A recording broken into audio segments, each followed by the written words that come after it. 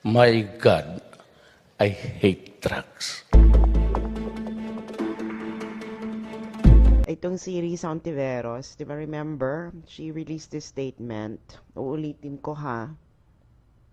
Sabi niya, kasi nga di ba merong balita. Ang balita, yung China raw ay nagpadala ng H-6K bombers para mag-conduct ng drills sa South China Sea.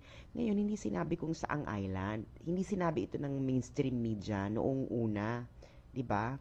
As in, they left it open.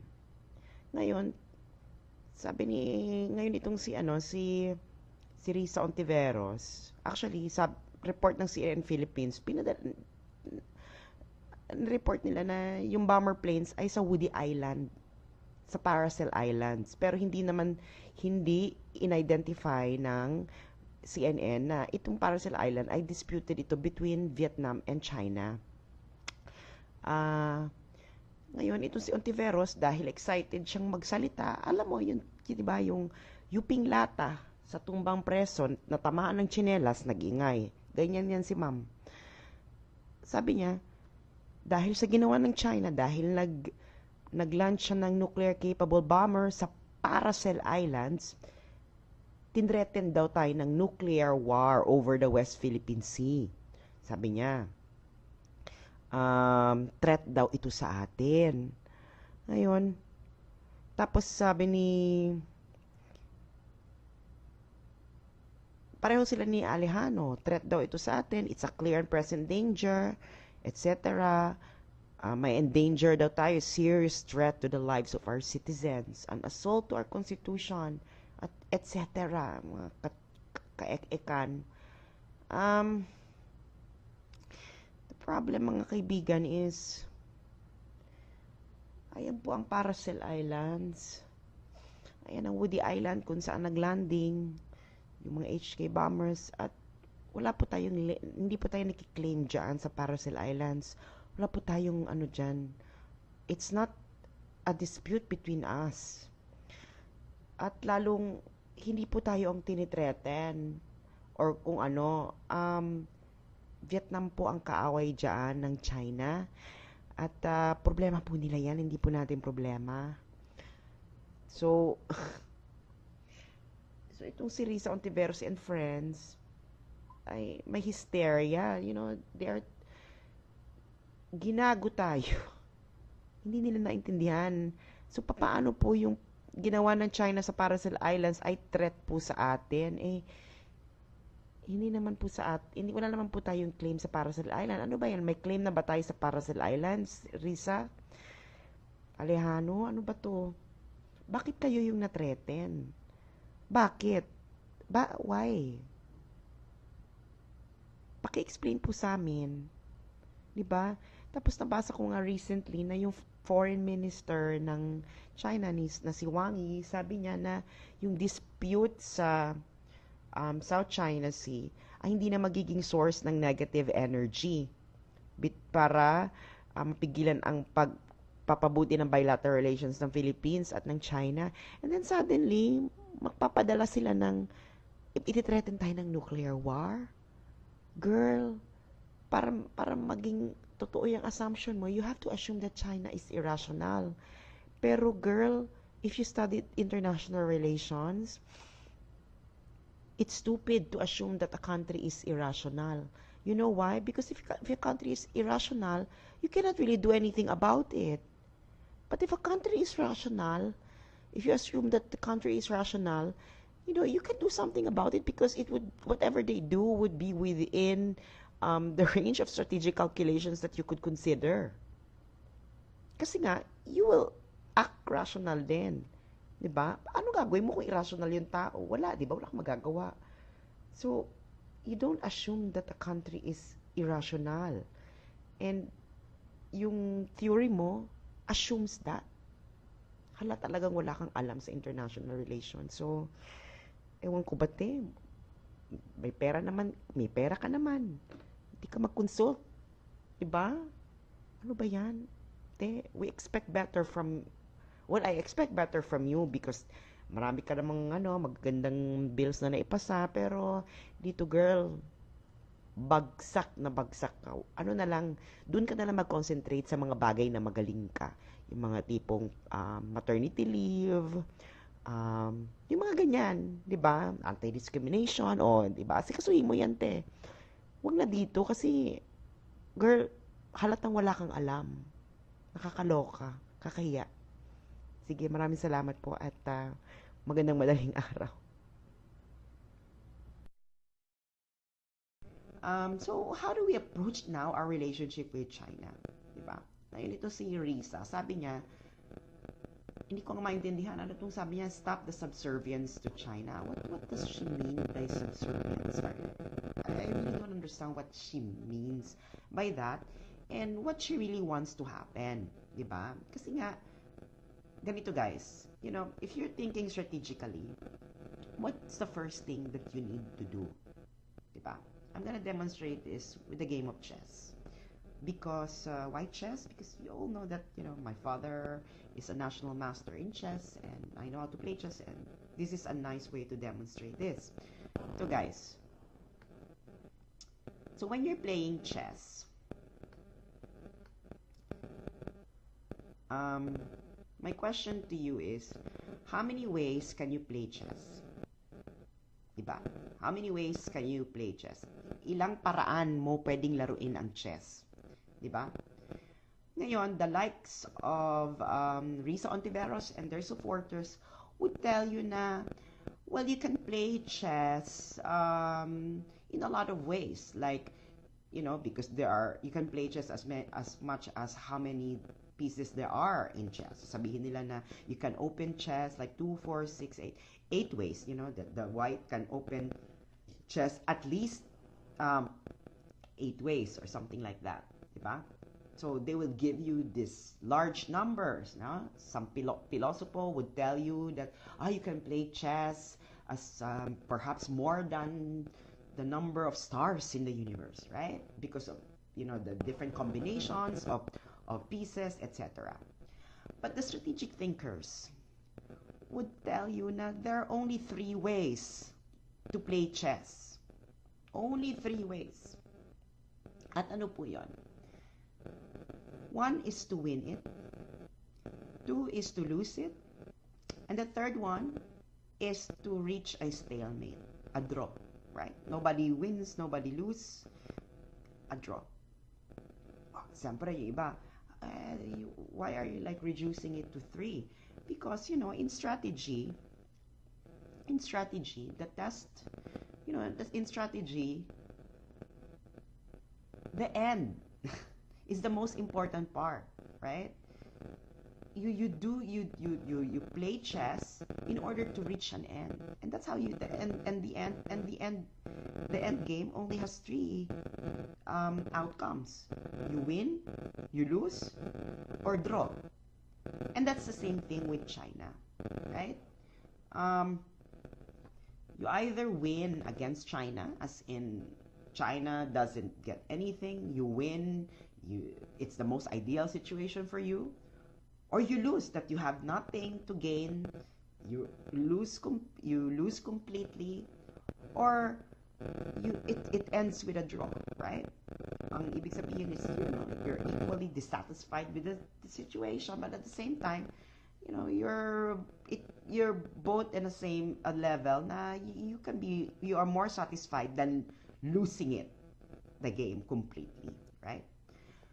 So, itong tatanungin ko kina Risa Ontiveros, saka itong Kay Alejandro, ha? How do you see what's the end game ba that you are envisioning that our country will have against China? What is it?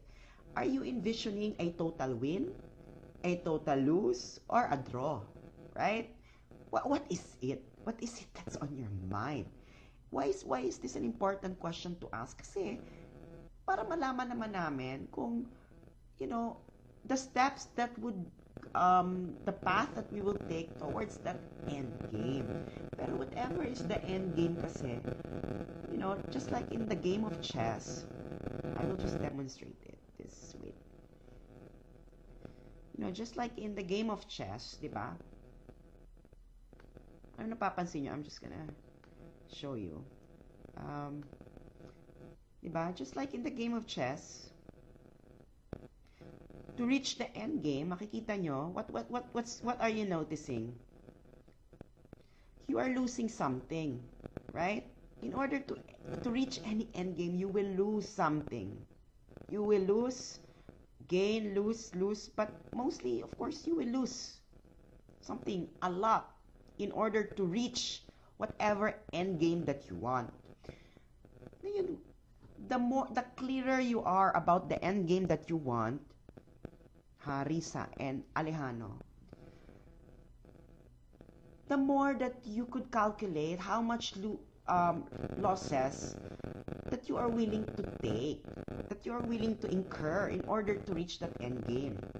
Ngayon, winning against China, how many losses do you think our country would incur in order to reach that end game? Diba?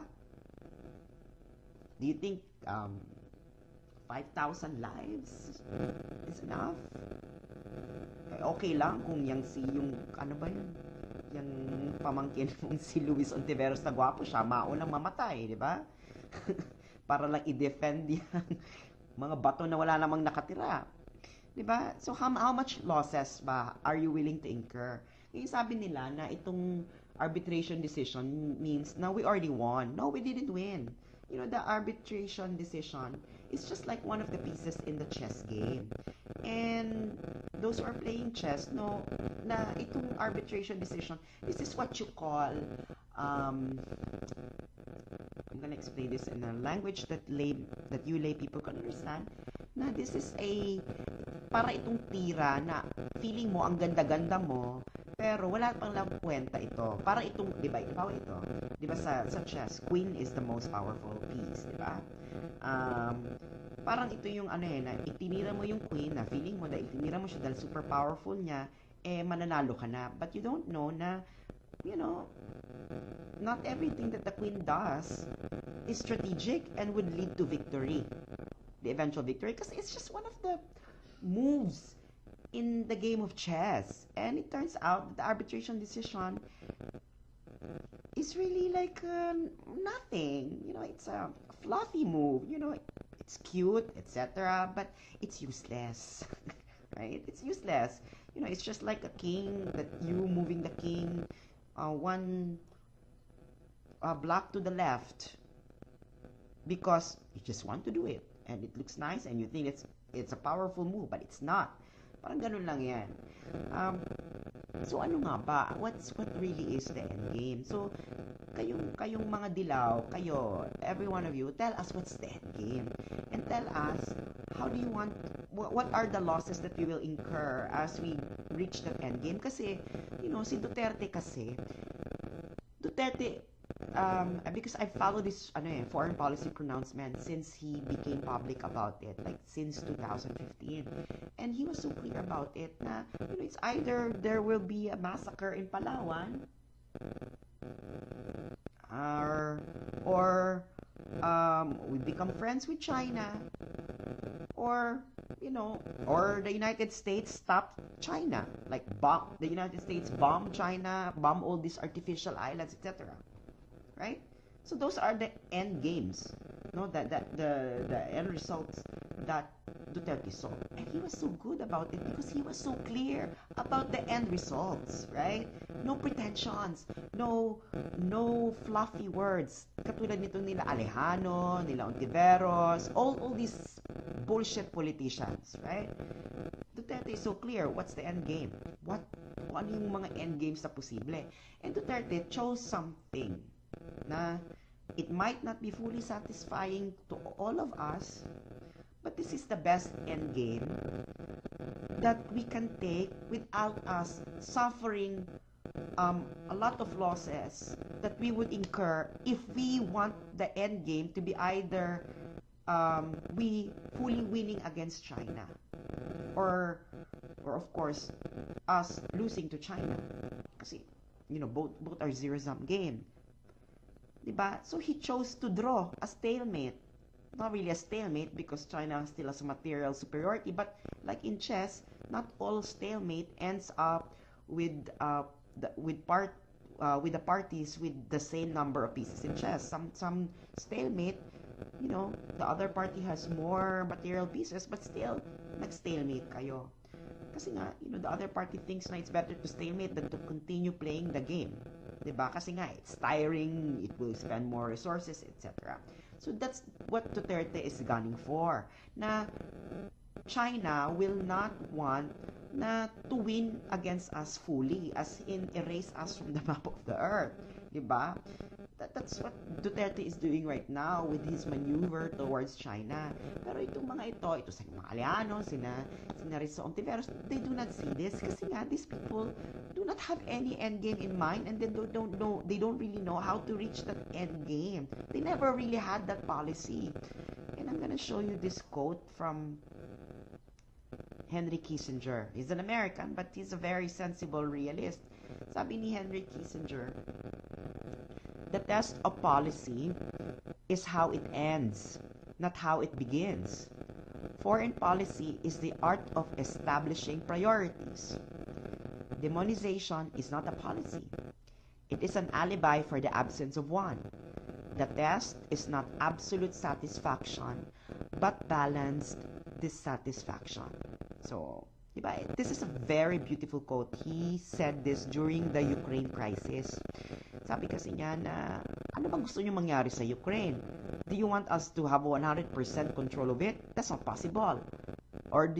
And Russia also know na it's not really possible that they're gonna have 100% control of Ukraine. So you go to the middle ground na both that the result would be dissatisfying to both of you, but at least it's better than playing the game like a zero-sum game wherein both of you were gonna want to win until the end.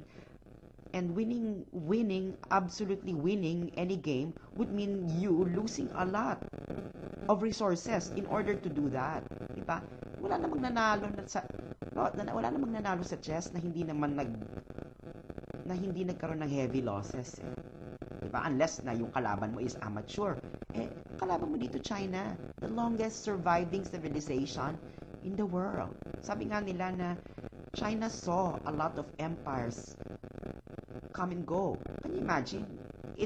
China was already alive even during the Roman Empire. The Roman Empire is no longer here. China is still here. So what exactly do you want to do? Diba? So iyan sinasabi ni Kissinger. Kailangan mo makita yung end game. And from there, trace your steps backward.